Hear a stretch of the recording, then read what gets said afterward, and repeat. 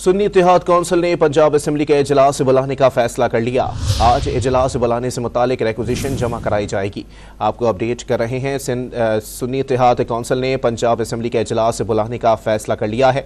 आज इजलास बुलाने से मुतालिक रिक्विजिशन जमा कराई जाएगी। ज़राए के मुताबिक इजलास बुलाने का मकसद अवामी इशूज़ पर हुकूमत की तवज्जो दिलाना है।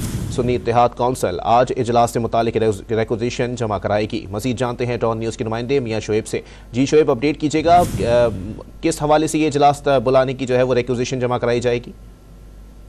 जी बिल्कुल, सुन्नी इत्तेहाद कौंसिल का आज इजलास बुलाने से मुतल्लिक जो है रिक्विजिशन जमा करवाने का फैसला है। ज़राए के मुताबिक पंजाब असेंबली का इजलास बुलाने के लिए असेंबली सेक्रेटेरिएट में जो रिक्विजिशन है वो आज जमा कराई जाएगी और requisition Sunni Ittehad council Punjab assembly के चीफ वेब राना शहबाज की जानिब से जमा करवाई जाएगी। और ज़राए बताते हैं कि इजलास बुलाने का मकसद अवामी इशू पर हुकूमत की तवज्जो दिलाना है और इसके साथ साथ इजलास में अमन व अमान और महंगाई की सूरत हाल और जो रमजान की आमद के हवाले से जो अवाम को रिलीफ फराहम करने के हवाले से जो मामला था वो ज़ेर बहस लाए जाएंगे। जी बहुत शुक्रिया मियाँ शोएब, हमें अपडेट कर रहे थे।